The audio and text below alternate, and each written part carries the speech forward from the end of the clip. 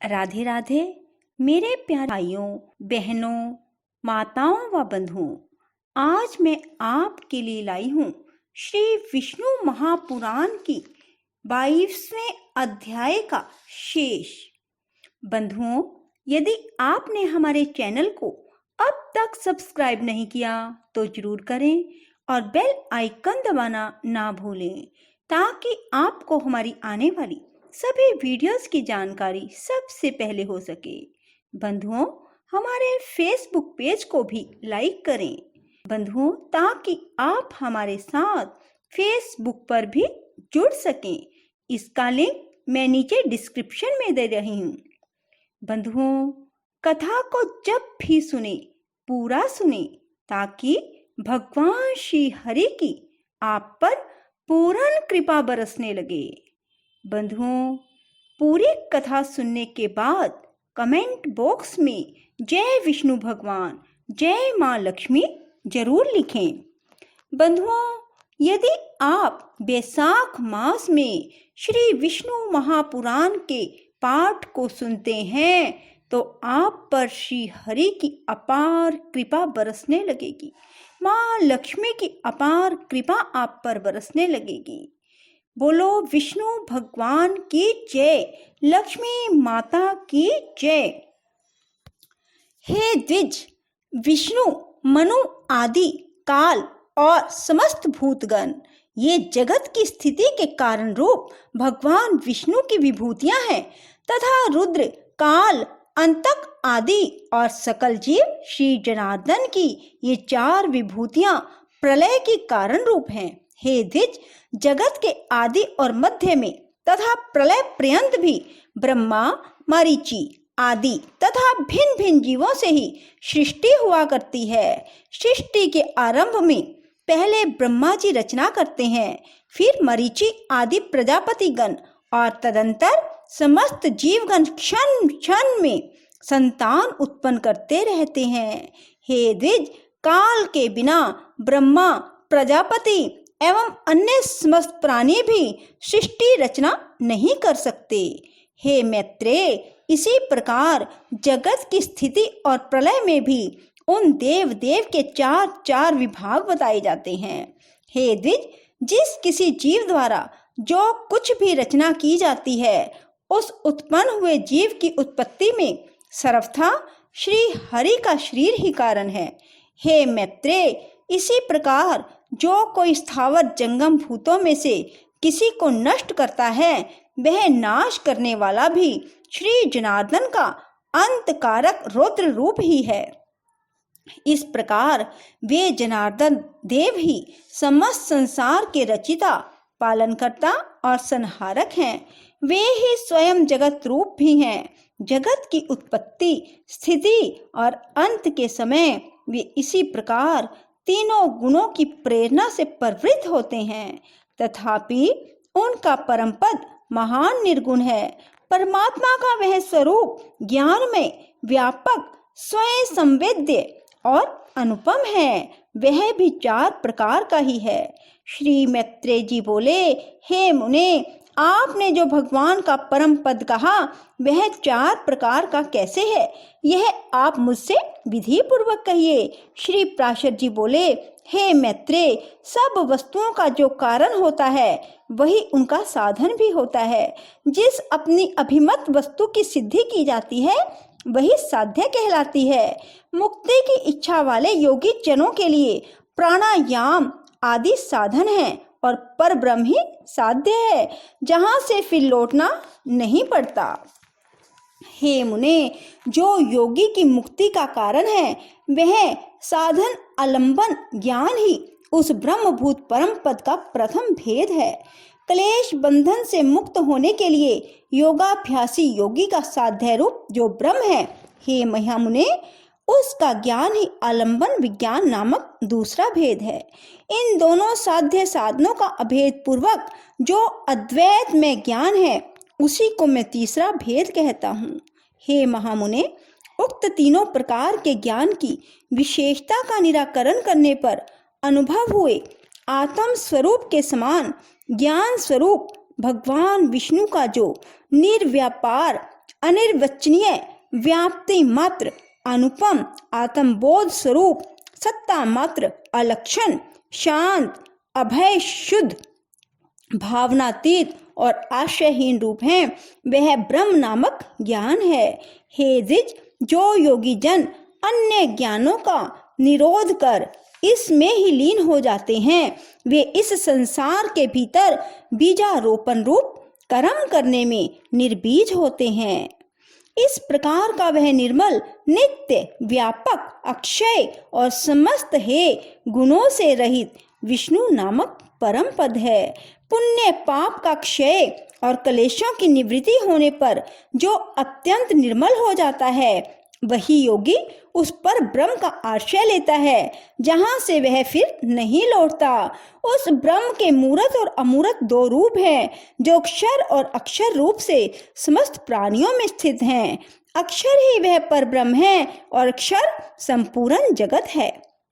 जिस प्रकार एक देशीय अग्नि का प्रकाश सर्वत्र फैला रहता है, उसी प्रकार यह संपूर्ण जगत पर ब्रह्म की ही शक्ति है। हे मैत्रेय, अग्नि की निकटता और दूरता के भेद से जिस प्रकार उसके प्रकाश में भी अधिकता और न्यूनता का भेद रहता है, उसी प्रकार ब्रह्म की शक्ति में भी तारतम्य है। हे ब्रह्मन, ब्रह्मा, विष्णु और शिव ब्रह्म की प्रधान शक्तियां हैं। उनसे न्यून देवगण हैं तथा उनके अनंतर दक्ष आदि प्रजापति गण हैं। उनसे भी न्यून मनुष्य, पशु, पक्षी, मृग और सरीसृप आदि हैं, और उनसे भी अत्यंत न्यून वृक्ष, गुलम और लता आदि हैं। अतः हे मुनिवर, आविर्भाव, तिरोभाव, जन्म और नाश आदि विकल्प युक्त भी यह संपूर्ण जगत वास्तव में नित्य और अक्षय ही है। सर्वशक्ति में विष्णु ही ब्रह्म के पर स्वरूप और मूर्त रूप हैं, जिनका योगी जन योगारंभ के पूर्व चिंतन करते हैं। हे मुने, जिनमें मन को सम्यक प्रकार से निरंतर एकाग्र करने वालों को आलंबन युक्त सबीज महायोग की प्राप्ति होती है। हे महाभाग, हे सर्व ब्रह्ममय श्री विष्णु भगवान समस्त पराशक्तियों में प्रधान और ब्रह्म के अत्यंत निकटवर्ती मूर्त ब्रह्म स्वरूप हैं। हे मुने, उन्हीं में यह संपूर्ण जगत ओतप्रोत है, उन्हीं से उत्पन्न हुआ है, उन्हीं में स्थित है, स्वयं वे ही समस्त जगत है। क्षर अक्षर में ईश्वर विष्णु ही इस पुरुष प्रकृति में संपूर्ण जगत को अपने आभूषण और आयुध रूप से धारण करते हैं। श्री मैत्रेय जी बोले, भगवान विष्णु इस संसार को भूषण और आयुध रूप से किस प्रकार धारण करते हैं, यह आप मुझसे कहिए। श्री प्राशर जी बोले, हे मुने, जगत का पालन करने वाले अप्रमेय श्री विष्णु भगवान को नमस्कार कर अब मैं जिस प्रकार वशिष्ठ जी ने मुझसे कहा था वह तुम्हें सुनाता हूँ।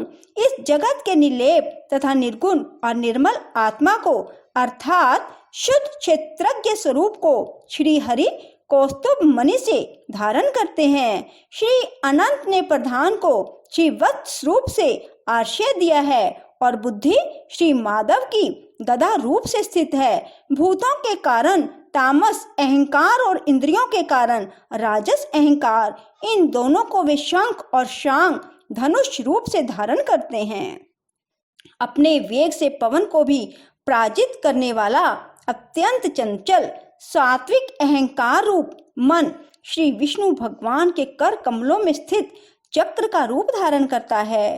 हे द्विज, भगवान गदाधर की जो पंचरूपा वैजंती माला है वह पंच तन्मात्राओं और पंचभूतों का ही संघात है। जो ज्ञान और कर्ममय इंद्रियां हैं उन सबको श्री जनार्दन भगवान बाण रूप से धारण करते हैं। भगवान अच्युत जो अत्यंत निर्मल खड्ग धारण करते हैं वह अविद्यमय कोश से आच्छादित विद्यमय ज्ञान ही है। हे मैत्रेय, इस प्रकार पुरुष प्रधान बुद्धि अहंकार पंचभूत मन इंद्रियां तथा विद्या और अविद्या सभी श्री ऋषिकेश में आश्रित हैं। श्री हरि रूप रहित होकर माया में रूप से प्राणियों के कल्याण के लिए इन सब को अस्त्र और भूषण रूप से धारण करते हैं। इस प्रकार वे कमल नयन परमेश्वर सविकार प्रधान पुरुष और संपूर्ण जगत को धारण करते हैं। जो कुछ भी विद्या अविद्या सत असत तथा अव्यय रूप है, हे मैत्रेय, वह सब सर्वभूतेश्वर श्री मधुसूदन में ही स्थित है। कला काष्ठा निमेष दिन ऋतु अयन और वर्ष रूप से वे काल स्वरूप निष्पाप अव्यय श्री हरि ही विराजमान है। हे मुनि श्रेष्ठ, भूरलोक भूवरलोक और स्वलोक तथा मह जन तप और सत्य आदि सातों लोक भी सर्वव्यापक भगवान ही हैं। सभी पूर्वजों के पूर्वज तथा समस्त विद्याओं के आधार श्री हरि ही स्वयं लोक में स्वरूप में स्थित हैं। निराकार और सर्वेश्वर श्री अनंत ही भूत स्वरूप होकर देव मनुष्य और पशु आदि नाना रूपों से स्थित हैं। ऋक् यजु साम और अथर्ववेद इतिहास उपवेद वेदांत वाक्य समस्त वेदांग मनु आदि कथित समस्त धर्मशास्त्र पुराण आदि सकल शास्त्र आख्यान अनुवाक तथा समस्त काव्य चर्चा और राग रागिनी आदि जो कुछ भी हैं, वे सब शब्द मूर्तिधारी परमात्मा विष्णु का ही शरीर है। इस लोक में अथवा कहीं और भी जितने मूर्त और अमूर्त पदार्थ हैं, वे सब उन्हीं का शरीर है। मैं तथा यह संपूर्ण जगत जनार्दन श्री हरि ही हैं। उनसे भिन्न और कुछ भी कार्य कारण आदि नहीं है। जिसके चित्त में ऐसी भावना है, उसे फिर देह जन्य राग द्वेष आदि द्वंद्व रूप रोग की प्राप्ति नहीं होती। हे द्विज, इस प्रकार तुमसे इस पुराण के पहले अंश का यथावत वर्णन किया। इसका श्रवण करने से मनुष्य समस्त पापों से मुक्त हो जाता है। हे मैत्रेय, 12 वर्ष तक कार्तिक मास में पुष्कर क्षेत्र में स्नान करने से जो फल मिलता है, वह सब मनुष्य को इसे श्रवण मात्र से मिल जाता है। हे मुने, देव ऋषि गंधर्व पितृ और यक्ष आदि की उत्पत्ति का श्रवण करने वाले पुरुष का वे देव आदि वरदायक हो जाते हैं। इति श्री विष्णु पुराणे प्रथम अंशे 22वां अध्याय। इति श्री पराशर मुनि विरचिते श्री विष्णु परत्व निर्णायके श्रीमती विष्णु महापुराणे प्रथम अंश समाप्तम। बोलो विष्णु भगवान की जय, लक्ष्मी माता की जय। श्री कृष्ण गोविंद हरे मुरारी, हे नाथ नारायण वासुदेवा। राधे राधे, जय श्री कृष्णा। बंधुओं, यदि आपको हमारी वीडियो पसंद आए तो इसे लाइक करें और शेयर भी जरूर करें। धन्यवाद।